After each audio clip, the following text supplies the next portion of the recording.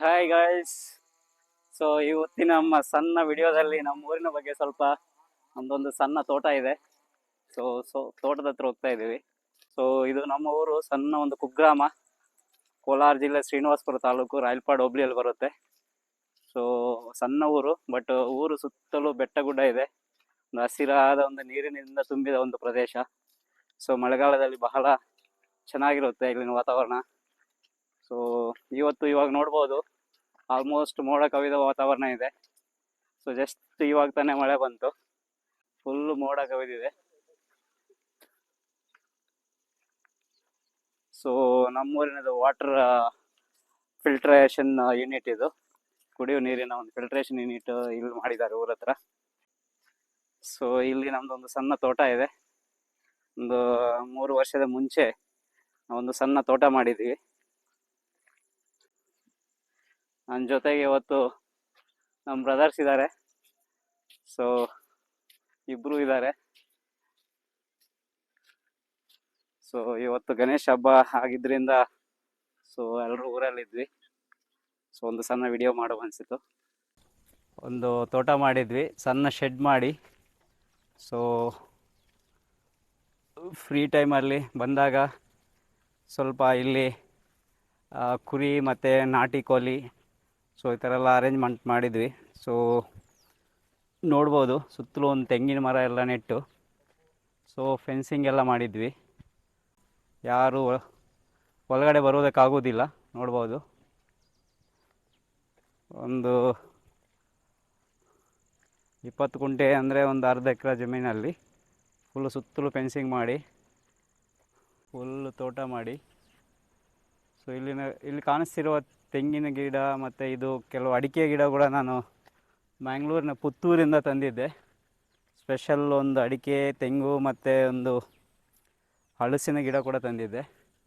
So ಇದು ನೀವು ನೋಡ್ತಾ ಇರೋದು, ಇದು ಕಬ್ಬು. ಸೊ ನಮ್ಮೂರ ಕಡೆ ನಾವು ಚಿಕ್ಕವರಿದ್ದಾಗ ಈ ಕಬ್ಬು ಯಥೇಚ್ಛವಾಗಿ ಬೆಳೀತಾಯಿದ್ರು. ಬಟ್ ಇವಾಗ ಕಾಲ ಬದಲಾದಂತೆ ಯಾರು ಕಬ್ಬು ಬೆಳೆಯೋದನ್ನು ಸ್ಟಾಪ್ ಮಾಡಿದ್ದಾರೆ. ಒಂದು ನೀರಿನ ಅಭಾವ, ಎರಡನೇದು ಯಾರು ಇದು ಕಬ್ಬು 1 ವರ್ಷದ ಬೆಳೆ ಆಗಿರೋದ್ರಿಂದ ಸೊ ಕಬ್ಬು ಯಾರು ಬೆಳೀಲಿಕ್ಕೆ ಇವಾಗ ಕಮರ್ಷಿಯಲಿ ಅಷ್ಟೊಂದು ಸಕ್ಸಸ್ಫುಲ್ಲಾಗಿ ಇದು ಲಾಭದಾಯಕ ಬೆಳೆ ಅಲ್ಲ. ಸೊ ಹಾಗಾಗಿ ಯಾರೂ ಬೆಳೆಯುವುದಿಲ್ಲ. ಸೊ ನಾವೆಲ್ಲ ಚಿಕ್ಕವರಿದ್ದಾಗ ಸೊ ಡೈಲಿ ಬಂದು ಇದೆಲ್ಲ ನಾನು ಇವಾಗಿರುವ ಈ ಜಮೀನು ನನ್ನ ಹಿಂದುಗಡೆ ಎಲ್ಲ ಫುಲ್ ಕಬ್ಬು ಬೆಳೀತಾ ಇದ್ವಿ. ಸೊ ನೋಡ್ಬೋದು, ನಮ್ಮಪ್ಪ ಅವರು ನಾವು ಊರಿಗೆ ಬಂದಾಗ ಸೊ ತಿನ್ನಬೇಕು ಅಂತೇಳ್ಬಿಟ್ಟು ಸ್ವಲ್ಪ ಒಂದು ಇಟ್ಟಿದ್ದಾರೆ, ತಿನ್ನೋಕ್ಕೆ ಮಾತ್ರ ಒಂದು ಸ್ವಲ್ಪ ಇಟ್ಟಿದ್ದಾರೆ. ನಾವು ಬರುವಾಗ ಇದು ನಾರ್ಮಲಿ ಜನವರಿ ಫೆಬ್ರವರಿಯಲ್ಲಿ ನಿಮಗೆ ತಿನ್ನಲಿಕ್ಕೆ ಚೆನ್ನಾಗಿರುತ್ತೆ. ಇವಾಗ ಜಸ್ಟ್ ಒಂದು 6 ತಿಂಗಳದ್ದು ಬೆಳೆ ಇದು. ಇದೊಂದು ಸಣ್ಣ ಅಡಿಕೆ ಗಿಡ. ಈ ಅಡಿಕೆ ಗಿಡ ನಾನು ಒಂದು 20 ಅಡಿಕೆ ಗಿಡ ತಂದಿದ್ದೆ. ಸೊ ಬಟ್ ಅಡಿಕೆ ಗಿಡ ಇಲ್ಲಿ ಅಷ್ಟೊಂದು ಚೆನ್ನಾಗಿ ಬರಲಿಲ್ಲ. ಯಾಕಂದರೆ ಇಲ್ಲಿ ನಮ್ಮದು ಒಂದು ಬೇಸಿಗೆಯಲ್ಲಿ ಬಹಳ ಟೆಂಪ್ರೇಚರ್ ಜಾಸ್ತಿ ಇರುತ್ತೆ ಮತ್ತು ಗಾಳಿ ಜಾಸ್ತಿ. ಸೊ ನೀರು ಸ್ವಲ್ಪ ಕಮ್ಮಿ. ಬಟ್ ಆದರೂ ನಾವು ನೀರು ಬೋರ್ವೆಲ್ಲಿಂದ ಫುಲ್ ನೀರು ಕೊಡ್ತಾಯಿದ್ವಿ. ಬಟ್ ಆದರೂ ಅಷ್ಟೊಂದು ಚೆನ್ನಾಗಿ ಬರಲಿಲ್ಲ. ಬಟ್ ಇದು ತೆಂಗಿನ ಗಿಡ ಚೆನ್ನಾಗಿ ಬಂದಿದೆ. ಇದು 6 ತಿಂಗಳ ತೆಂಗಿನ ಗಿಡ. ಸೊ ಅದರ ಜೊತೆಗೆ ಒಂದು ಹಲಸು ಎಲ್ಲ ನೆಟ್ಟಿದ್ದೆ. ಈ ಹಲಸಿನ ಗಿಡ ನಾನು ಪುತ್ತೂರಿಂದ ತಂದಿದ್ದೆ. ಸೊ ಮಂಗಳೂರು ಹತ್ರ ಇರೋ ಪುತ್ತೂರಿಗೆ ಹೋಗಿ ಅಲ್ಲಿ ಜಾಕ್ ಅನಿಲ್ ಅಂತ ಒಬ್ಬರಿದ್ದಾರೆ. ಜಾಕ್ ಅನಿಲ್ ಅಂತೇಳ್ಬಿಟ್ಟು ಹಲಸಿನ ಅವರು ಒಂದು ವೆರೈಟಿ ಆಫ್ ನಮ್ಮ ಜಾಕ್ ಫ್ರೂಟ್ಸ್ ಇದೆಯಲ್ಲ, ಸೊ ಅವ್ರ ಹತ್ರ ವೆರೈಟಿ ಆಫ್ ಜಾಕ್ ಫ್ರೂಟ್ಸ್ ಸಿಗುತ್ತೆ. ಇಂಡಿಯಾದೆಲ್ಲ ಬೇರೆ ಕಂಟ್ರೀಸ್ ಕೂಡ ಸಿಗುತ್ತೆ. ಸೊ ಅಲ್ಲಿದೊಂದು ತಂದಿದ್ದೆ. ಸೊ ವರ್ಷ ಪೂರ್ತಿ ಅದು ಕಾಯಿ ಬಿಡುತ್ತೆ ಅಂತ ಹೇಳಿದರು. ಅದು ನೀವು ಗಿಡ ನೆಟ್ಟ 1 ವರ್ಷಕ್ಕೆ ಕಾಯಿ ಬಿಡಲು ಸ್ಟಾರ್ಟ್ ಆಗುತ್ತೆ ಅಂತ ನನಗೆ ಹೇಳಿದರು. ಬಟ್ ನಂದು ಗಿಡ ಸ್ವಲ್ಪ ಸ್ಟಾರ್ಟಿಂಗಲ್ಲಿ ಡ್ಯಾಮೇಜ್ ಎಲ್ಲ ಆಗಿತ್ತು. ಇಲ್ಲಿ ನೋಡ್ಬೋದು, ಗಿಡ ಚೆನ್ನಾಗಿ ಬಂದಿದೆ. ಸೊ ಜಾಕ್ ಫ್ರೂಟ್ ಬಿಟ್ಟಿದೆ, ಜಸ್ಟ್ ಸ್ಟಾರ್ಟ್ ಆಗಿದೆ. ಸೊ 1 ವರ್ಷದ ಗಿಡ ಇದು, 1.5 ವರ್ಷದ ಗಿಡ ಜಸ್ಟ್ ಸ್ಟಾರ್ಟ್ ಆಗಿದೆ. ಹೋಪ್ಫುಲಿ ಇನ್ನು ಚೆನ್ನಾಗಿ ಬಿಡುತ್ತೆ ಅಂದ್ಕೊತೀನಿ. ಪಪ್ಪಾಯ ಕೂಡ ಇಟ್ಟಿದ್ದೀವಿ. ಸೊ ಪಪ್ಪಾಯ ಚೆನ್ನಾಗಿ ಬೆಳೆದು ಕಾಯಿ ಬಿಟ್ಟಿದೆ. ಪ್ಲಸ್ ಡ್ರಮ್ ಸ್ಟಿಕ್ ಗಿಡ ಇದೆ. ಸೊ ಜಸ್ಟ್ ಮಳೆ ಸ್ಟಾರ್ಟ್ ಆಗ್ತಿದೆ, ತುಂತುರು ಮಳೆ. ಸೊ ಇದೇ ಲೈನಲ್ಲಿ ಸ್ವಲ್ಪ ಲೆಮನ್ ಇಟ್ಟಿದ್ದೀವಿ. ಹಾಗೆ ಮುಂದ್ಗಡೆ ಸ್ವಲ್ಪ ಒಂದು ಸೀಬೆಕಾಯಿ ಇಟ್ಟಿದ್ದೀವಿ. ಅದು ವೆರೈಟಿ ಅಂತ ಸೀಬೆಹಣ್ಣು ಅಂತ ಹೇಳಿದ್ದಾರೆ. ಸೊ ನೋಡಬೇಕು, ಒಂದು ವೆರೈಟಿ ಸೀಬೆಹಣ್ಣು ಇದೆ ಇದು. ಸೊ ಈ ಸೀಬೆ ಗಿಡ ಇದು ನೋಡಿದರೆ ಎಳೆನೇ 2 ಕಲರ್ ಕಾಣಿಸುತ್ತೆ ನಿಮಗೆ. ಸೊ ಅದ್ರ ಕಾಯಿ ಕೂಡ ಇದೇ ಥರ 2 ಕಲರ್ ಬರುತ್ತೆ ಅಂತ ಹೇಳಿದ್ದಾರೆ. ಸೊ ಇಲ್ಲಿ ನೋಡ್ಬೋದು. ಸೊ 1-2 ಸಲ ಕಾಯಿ ಬಿಟ್ಟಿತ್ತು, ಬಟ್ ನಾವು ಕಾಯಿ ಕಿತ್ತಾಕಿದ್ವಿ. ಸೊ ಅದರ ಜೊತೆಗೆ ಇಲ್ಲಿ ಗೆಣಸು ಇಟ್ಟಿದ್ದೀವಿ. ಇಲ್ಲಿ ಫುಲ್ಲು ನೋಡ್ಬೋದು, ಆಲ್ಮೋಸ್ಟ್ ಇದು ಗೆಣಸು. ಸೊ ಇವಾಗ ಗೆಣಸು ಇರ್ಬೋದು ಇದರಲ್ಲಿ, ಆವಾಗ ಬಂದಾಗ. ಸೊ ಗೆಣಸು ತೆಗೆದು ಹಸಿ ಗೆಣಸನ್ನು ತಿಂತಾ ಇರ್ತೀವಿ, ಸಖತ್ ಟೇಸ್ಟ್ ಇರುತ್ತೆ ಅದರಲ್ಲಿ. ಸೊ ಬೇಯಿಸ್ಕೊಂಡು ತಿನ್ನೋದಕ್ಕಿಂತ ಹಸಿ ಗೆಣಸು ಬಹಳ ಚೆನ್ನಾಗಿರುತ್ತೆ. ಫುಲ್ಲು ಗೆಣಸೆಲ್ಲ ಇದೆ ಇಲ್ಲಿ. ಇಲ್ಲಿ ನಮ್ಮ ಶೆಡ್ ಇದೆಯಲ್ಲ, ಶೆಡ್ಡಲ್ಲಿ ನಾವು ನಾಟಿ ಕೋಳಿ ಹಾಕಿದ್ದೀವಿ. ಇಲ್ಲಿ ಫೈಟರ್ ಹುಂಜ ಕೂಡ ಇದೆ. ಸೊ ವೆರೈಟಿ ಒಳ್ಳೆ ಬ್ರೀಡ್ ಫೈಟರ್ ಹುಂಜ ಎಲ್ಲ ಇಟ್ಟಿದ್ದಾರೆ ನಮ್ಮ ತಮ್ಮ. ಸೊ ಆಲ್ಮೋಸ್ಟ್ ಇವಾಗ ಒಂದು 20 ಕೋಳಿ ಇದೆ. ಸೊ ಲಾಸ್ಟ್ ಟೈಮ್ ಇದ್ದಿದ್ದೆಲ್ಲ ಮಾರಿಬಿಟ್ವಿ, ಮತ್ತೆ ಸ್ಟಾರ್ಟ್ ಮಾಡಿದ್ದಾರೆ. ಸೊ ಆಲ್ಮೋಸ್ಟ್ 20-25 ಇದೆ. ಇದರಲ್ಲಿ ಒಂದು 5-6 ಫೈಟರ್ ಹುಂಜ ಇದೆ. ಸೊ ಹೈಲಿ ಗುಡ್ ಬ್ರೀಡ್ದಿದೆ. ಸೊ ನಮ್ಮ ಕಡೆ ಫೈಟರ್ ಹುಂಜಾಗ ಭಾರಿ ಡಿಮ್ಯಾಂಡ್ ಇದೆ. ಸೊ ಒಂದು ಹುಂಜ 5,000ದಿಂದ ಒಂದು 10,000 ತನಕ ಹೋಗುತ್ತೆ. ಸೊ ಇದು ನಮ್ಮ ಶೆಡ್ಡಲ್ಲಿ ಇಲ್ಲಿ ನೋಡ್ಬೋದು. ಇದ್ರ ಒಳಗಡೆ ಇಲ್ಲಿ ಈವ್ನಿಂಗ್ ಎಲ್ಲ ಕೋಳಿ ಇರಲಿಕ್ಕೆ. ಸೊ ಕೆಲವು ಕೋಳಿ ಮರಿ ಎಲ್ಲ ಒಳಗಡೆ ಇದೆ. ಸೊ ವೆರೈಟಿ ಆಫ್ ಬ್ರೀಡ್ಸ್ ಇದೆ ಸದ್ಯಕ್ಕೆ. ಸೊ ಕಡಕನಾಥ್ ಇದೆ, ಮತ್ತು ನಮ್ಮ ದೇಸಿ ಕೋಳಿ ಇದೆ, ಮತ್ತು ಸಿಟಿ ಕೋಳಿ ಅಂತ ಹೇಳ್ತೀವಿ ನಮ್ಮ ಕಡೆ, ಲೋಕಲ್ ಕೋಳಿ. ಅದು ಆ ಕೋಳಿ ನಾರ್ಮಲಿ ಸ್ನೇಕ್ಸ್ ಎಲ್ಲ ಬರ್ದಿರ. ಈ ಕಡೆ ಸ್ವಲ್ಪ ಹಾವು ಬರೋದು ಜಾಸ್ತಿ, ಯಾಕಂದರೆ ಸುತ್ತಲೂ ಹಸಿರಿದೆ, ಹುಲ್ಲಿದೆ, ಹಾಗಾಗಿ ಗ್ರೀನರಿ ಜಾಸ್ತಿ ಇರೋದ್ರಿಂದ ಹಾವು ಬರುವ ಒಂದು ಸಂದರ್ಭಗಳು ಜಾಸ್ತಿ ಇದೆ. ಹಾಗಾಗಿ ನಾವು ಇಲ್ಲಿ ಕೆಲವು ಸ್ನೇಕ್ ಬರ್ದಿರನ, ಅದಕ್ಕೆ ಕೆಲವು ಕೋಳಿ ಇದೆ. ಸೊ ಆ ಕೋಳಿ ಸಾಕಿದರೆ ಅದು ಸ್ನೇಕನ್ನು ಕೂಡ ಸಾಯಿಸಿಬಿಡುತ್ತೆ. ಅಲ್ಲಿ ನೋಡ್ಬೋದು, ಆ ಸಣ್ಣ ಕೋಳಿ ಅದು ಅದಕ್ಕಂತ ಸಾಕಿರೋದು. ಸೊ ಒಳ್ಳೆ ಸೆಟಪ್ ಎಲ್ಲ ಚೆನ್ನಾಗಿದೆ. ಬಟ್ ಸದ್ಯಕ್ಕೆ ಅದೇ ನಮ್ಮ ಬ್ರದರ್ ನೋಡ್ತಾ ಇದ್ದಾರೆ, ಸ್ವಲ್ಪ ನಿಧಾನಕ್ಕೆ ಡೆವಲಪ್ಮೆಂಟ್ ಮಾಡ್ತಾ ಇದ್ದಾರೆ. ಸೊ ಈ ಐಡಿಯಾ ನನಗೆ ಭಾಳ ವರ್ಷದಿಂದ ಒಂದು ಬ್ಯಾಕ್ ಆಫ್ ದ ಮೈಂಡ್ ಇತ್ತು. ಸೊ ಊರಿಗೆ ಹೋದಾಗ ಮನೆಯಲ್ಲಿ ಕೂತು ಬೋರ್ ಆಗೋದಕ್ಕಿಂತ ಸೊ ಸಣ್ಣದಾಗಿ ಒಂದು ಶೆಡ್ ಇದ್ದು ಅಲ್ಲಿ ಅಷ್ಟೊಂದು ಸ್ವಲ್ಪ ಹಸು, ಕುರಿ, ಥರ ಕೋಳಿ ಎಲ್ಲ ಇದ್ದರೆ ಸೊ ಹೋಗಿ ನೋಡಿ ಮಕ್ಕಳು ಅದ್ರ ಜೊತೆ ಆಡ್ಬೋದು, ಸ್ವಲ್ಪ ಅವ್ರಿಗೆ ಸಮಯವನ್ನು ಕಳೆಯಬೋದು ಅಂತ ಹೇಳಿಬಿಟ್ಟು ನಾನೊಂದು ಶೆಡ್ ಮಾಡಿದೆ. ಸೊ ಇದೆಲ್ಲ ಕಾರ್ ಪಾರ್ಕಿಂಗ್ಗೆ ಅಂತೇಳಿ ಒಂದು ಸಣ್ಣ ಅರೇಂಜ್ಮೆಂಟ್ ಮಾಡಿದೆ. ಸೊ ಸದ್ಯಕ್ಕೆ ಜಾಸ್ತಿ ಇಲ್ಲ, ಎಕ್ಸೆಪ್ಟ್ ನಾಟಿ ಕೋಳಿ ಒಳ್ಳೆ ವೆರೈಟಿ ನಾಟಿ ಕೋಳಿ ಇದೆ. ಸೊ ಅಷ್ಟು ಬಿಟ್ಟು ಕುರಿ ಏನಿಲ್ಲ. ನಾಟಿ ಕೋಳಿ ನೋಡ್ಬೋದು ನೀವು, ಎಲ್ಲ ವೆರೈಟಿ ಫೈಟರ್ ಹುಂಜಗಳೆಲ್ಲ ಇದೆ ಇಲ್ಲಿ. ಭಾಳಷ್ಟು ಫೈಟರ್ ಹುಂಜಸ್ ಇದೆ ಇಲ್ಲಿ, ಇವೆಲ್ಲ ಫೈಟರ್ ಹುಂಜಸ್ಸು. ಸೊ ಹಬ್ಬಕ್ಕೆಲ್ಲ ಬರುವಾಗ ಸೊ ನಾವು ಮಾರ್ಕೆಟಿಂದ ಕೋಳಿಯನ್ನು ತರೋದಿಲ್ಲ. ಸೊ ಇಲ್ಲೇ ನಮ್ಮದು ಯಾವುದಾದ್ರು ಚೆನ್ನಾಗಿರೋದು ಒಂದು ನಾಟಿ ಕೋಳಿ ಹುಂಜ ಇಟ್ಕೊಂಡು ಆಲ್ಮೋಸ್ಟ್ 2-3 kgs ಬರುತ್ತೆ ಒಂದು ಹುಂಜ. ಸೊ ಅದನ್ನು ಇಟ್ಕೊಂಡು ಕಟ್ ಮಾಡಿ ಸೊ ತಿಂತೀವಿ. ಸೊ ಅದರಿಂದ ಬಹಳ ಖುಷಿ ಆಗುತ್ತೆ.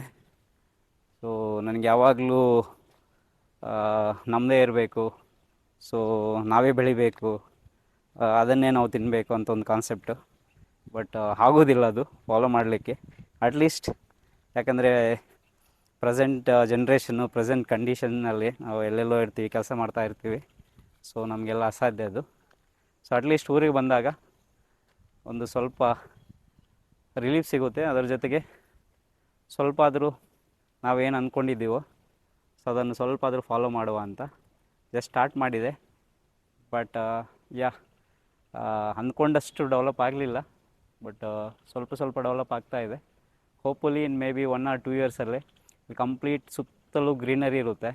ಸೊ ನನ್ನ ಹಿಂದುಗಡೆ ಏನು ಕಾಣಿಸ್ತಿದೆ ಈ ಗಿಡ. ಸೊ ಈ ಗಿಡ ದೊಡ್ಡದಾದ ಮೇಲೆ ಇಲ್ಲಿ ಕೆಳಗಡೆ ಒಂದು ಕೂರಲಿಕ್ಕೆ ಅರೇಂಜ್ಮೆಂಟ್ ಮಾಡಿ ಈ ಮರದ ಕೆಳಗಡೆ ಕೂತ್ಕೋಬೇಕು. ಸೊ ಆ ಥರ, ಹಾಗಾಗಿ ಈ ಗಿಡನ ನಾವು ಸೆಂಟ್ರಲ್ಲಿ ನೆಟ್ಟಿದ್ದೀವಿ. ಇಲ್ಲೆಲ್ಲ ಮಾವಿನ ಗಿಡ ನೆಟ್ಬೇಕು ಅಂದ್ಕೊಂಡ್ವಿ, ಬಟ್ ಬೇಡ, ಕೋಲಿಗೆಲ್ಲ ಸ್ವಲ್ಪ ಟಗರು, ಕುರಿ ಆ ಥರ ಏನಾದರೂ ಫ್ಯೂಚರಲ್ಲಿ ಏನಾದರೂ ಇಲ್ಲಿ ಮೇಯಿಸಿದರೆ, ಶೆಡ್ ಅದಕ್ಕೋಸ್ಕರನೇ ಕಟ್ಟಿರೋದು. ಎಲಿವೇಟೆಡ್ ಶೆಡ್, ಹೈಟೆಕ್ ಶೆಡ್ ಅಂತ ಹೇಳ್ತೀವಿ ಅದು. ಸೊ ಮ್ಯಾನ್ಯಲ್ ವರ್ಕ್ ಅಷ್ಟೊಂದು ಇರುವುದಿಲ್ಲ, ಸೊ ಆ ಥರ ಕಟ್ಟಿದ್ದೀವಿ. ಸೊ ವಾಟರಿಂದ ಹಿಡಿದು ಫೀಡಿಂಗಿಂದ ಹಿಡಿದು ಎಲ್ಲ ಆಲ್ಮೋಸ್ಟು ಸೆಮಿ ಆಟೋಮ್ಯಾಟಿಕ್ ಇದೆ ಅದು.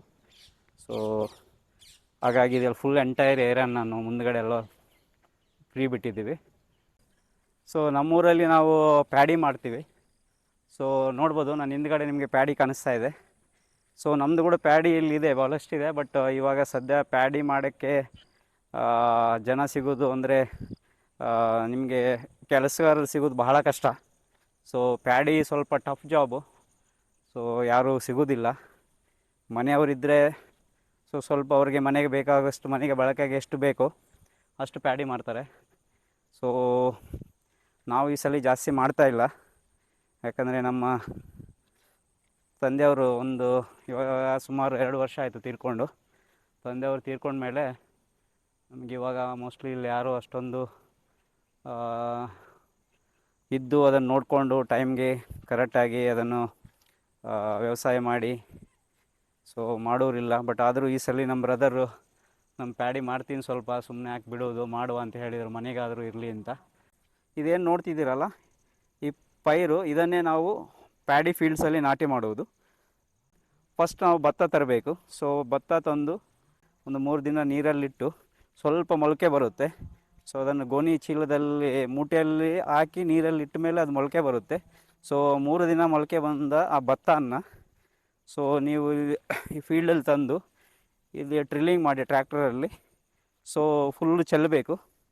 ಚೆಲ್ಲಿಬಿಟ್ಟು ಒಂದು 2-3 ದಿನ ಅದಕ್ಕೆ ಸ್ವಲ್ಪ ನೀರು ಡ್ರೈ ಮಾಡಬೇಕು.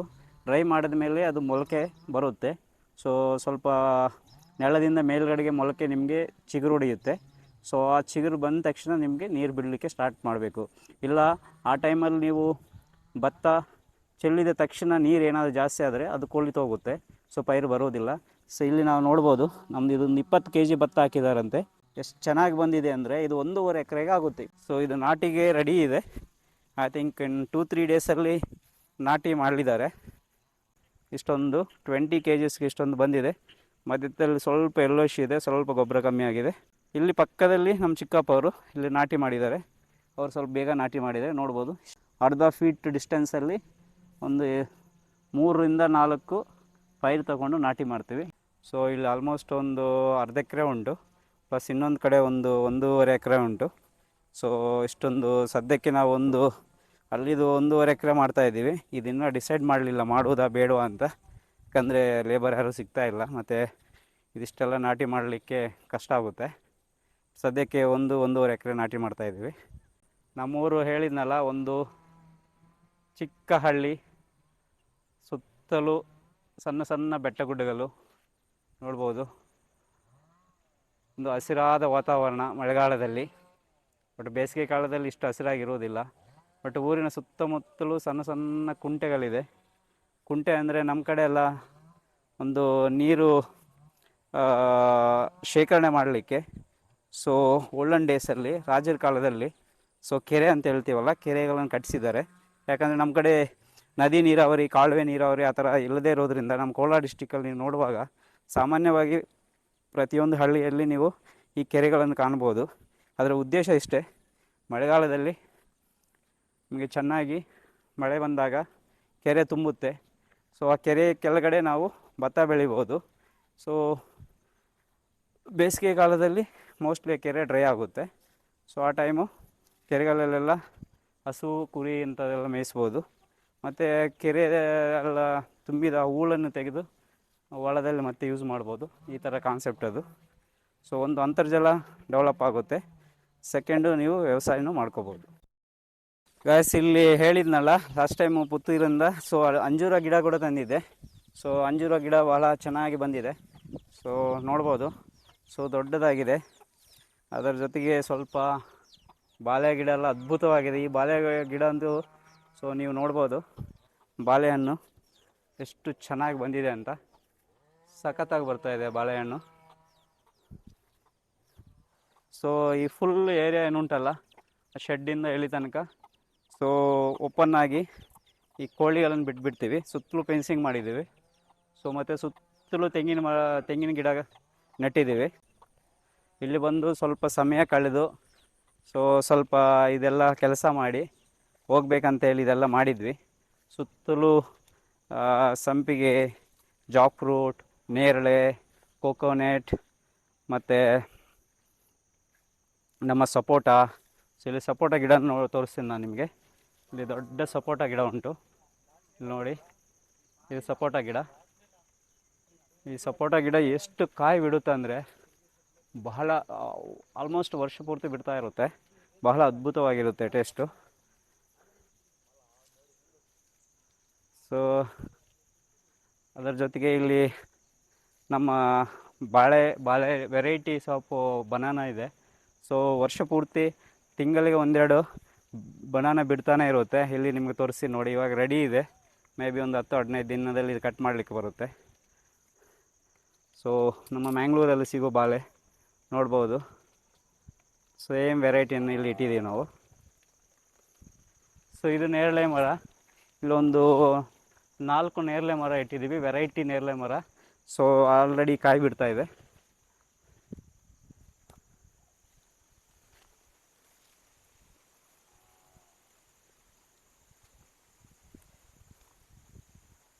ಸೊ ಇಲ್ಲಿ ಬಂದ ತಕ್ಷಣ ನನಗೆ ಅಪ್ಪ ಅವ್ರ ಜ್ಞಾಪಕ ಬರ್ತಾರೆ.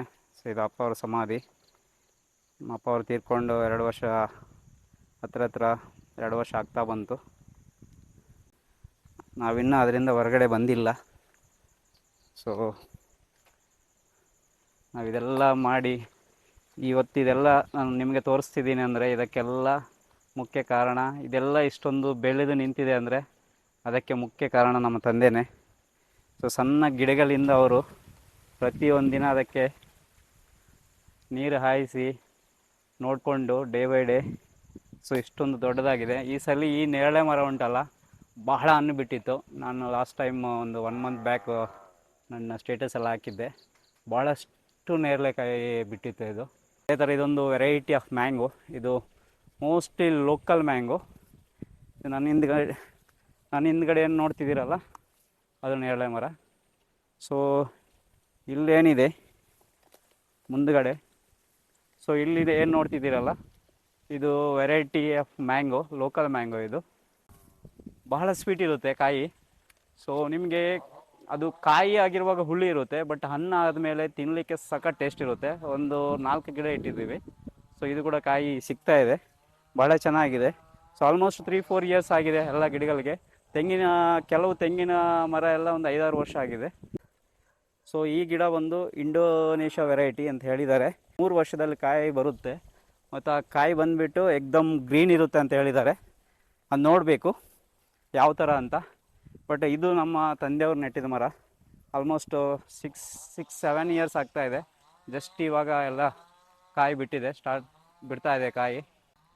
ಎಲ್ಲೋ ಒಂದು ತೆಂಗು ನಾವು, ಸೊ ಕೇರಳ ವೆರೈಟಿ ಏನಿದೆಯಲ್ಲ, ಸೊ ನಮ್ಮ ಮ್ಯಾಂಗ್ಳೂರು ಕಡೆ ಎಲ್ಲ ಯಥೇಚ್ಛವಾಗಿ ಸಿಗ್ತಾ ಇರುತ್ತೆ. ಸೊ ಆ ತೆಂಗಿನ ಗಿಡ ಇದು. ಸೊ ಒಂದು ವೆರೈಟಿ 2 ತಂದಿದ್ದೆ, ಅದರಲ್ಲಿ ಒಂದು ನಮ್ಮ ಫ್ರೆಂಡಿಗೆ ಕೊಟ್ಟೆ. ಸೊ ಇನ್ನೊಂದು ಇಲ್ಲಿ ಚೆನ್ನಾಗಿ ಬರ್ತಾ ಇದೆ, ಇದು ನೋಡಬೇಕು ಸೊ ಕಾಯಿ ಬಿಡುತ್ತಾ ಅಂತ. ಸೊ ಅದರ ಜೊತೆಗೆ ಇಲ್ಲಿ ವೆರೈಟಿ ಹೂವಿನ ಗಿಡ ಎಲ್ಲ ಇಟ್ಟಿದ್ದೀವಿ. ಸೊ ಚೆನ್ನಾಗಿದೆ, ಸಣ್ಣದಿದೆ ತೋಟ, ಒಂದು ಇದು 1/2 ಎಕರೆಯಲ್ಲಿ. ಸೊ ಚೆನ್ನಾಗಿ ಬಂದಿದೆ, ಮನೆ ಹತ್ರ ಇದೆ. ಸೊ ಜಸ್ಟ್ ವಾಕೇಬಲ್ಲು ಒಂದು. ಸೊ ಅದಕ್ಕೆ ನಾವು ಇಲ್ಲಿ ನಾಟಿ ಕೋಳಿ, ಸೊ ಮತ್ತು ಮೊದಲು ಕುರಿ ಟಗರೆಲ್ಲ ಮೇಯಿಸ್ತಾ ಇದ್ವಿ ತಂದೆಯವರಿದ್ದಾಗ. ಇವಾಗ ಟಗರು ಮೇಯಿಸ್ತಾ ಇಲ್ಲ. ಸೊ ನಾಟಿ ಕೋಳಿ ಇದೆ. ಸೊ ಅದನ್ನು ನಮ್ಮ ತಾಯಿಯವರು ನೋಡ್ಕೊತಾರೆ. ಸೊ ಪ್ಲಸ್ ನಮ್ಮ ಬ್ರದರು ವೀಕೆಂಡ್ಸಲ್ಲಿ ಬಂದು ಬೆಂಗಳೂರಿಂದ ನಮ್ಮ ತಾಯಿಗೆ ಹೆಲ್ಪ್ ಮಾಡ್ತಾಯಿದ್ದಾರೆ. ಸೊ ಇದು 2 ಮರ ನೆಟ್ಟಿದ್ದು, ಇದು ಬಹಳ ದೊಡ್ಡದಾಗಿ ಬೆಳೆದಿದೆ. ಅದು ಬಾದಾಮಿ ಅಂತೇನು ಹೇಳ್ತೀವಲ್ಲ, ನಮ್ಮ ಆ ಥರದ ಗಿಡ ಎಲ್ಲ ಚೆನ್ನಾಗಿ ಬೆಳೆದಿದೆ. ಸೊ ಇಲ್ಲಿಂದ ನಮ್ಮ ಊರು ಜಸ್ಟ್ ವಾಕೇಬಲ್ ಡಿಸ್ಟೆನ್ಸಲ್ಲಿ ಕಾಣಿಸ್ತಿದೆಯಲ್ಲ ತೆಂಗಿನ ಮರ, ಅಲ್ಲಿ ಮನೆ, ಅದೇ ನಮ್ಮ ಊರು. ಇದು ನಮ್ಮೂರದು ಒಂದು ಸಣ್ಣ ಕೆರೆ, ಊರು ಮುಂದುಗಡೆನಿದೆ ನೋಡ್ಬೋದು. ಸೊ ಒಂದು 30 ಎಕರೆ ಪ್ರದೇಶದಲ್ಲಿದೆ ಕೆರೆ, ಅಷ್ಟು ವಿಸ್ತೀರ್ಣ ಇದೆ, ಆಲ್ಮೋಸ್ಟ್ ತುಂಬಿದೆ. ಸೊ ಇದರಿಂದ ಕೆಳಗಡೆ ಒಂದು ಗದ್ದೆ ಎಲ್ಲ, ಒಂದು 100 ಎಕರೆ ಗದ್ದೆ ಇದೆ. ಸೊ ಅದೆಲ್ಲ ಗದ್ದೆ ಮಾಡ್ಬೋದು. ಅದರ ಜೊತೆಗೆ ಇದು ಸುತ್ತಲೂ ಬೋರ್ವೆಲ್ಸ್ ಏನು ಹಾಕಿದ್ದೀವಿ. ಸೊ ಅದಕ್ಕೆ ಅಂತರ್ಜಲ ಮಟ್ಟ ಭಾಳ ಡೆವಲಪ್ ಆಗುತ್ತೆ. ಸೊ ಇದು ಸಣ್ಣ video. Thank you for watching this video. Please subscribe my channel. Thank you.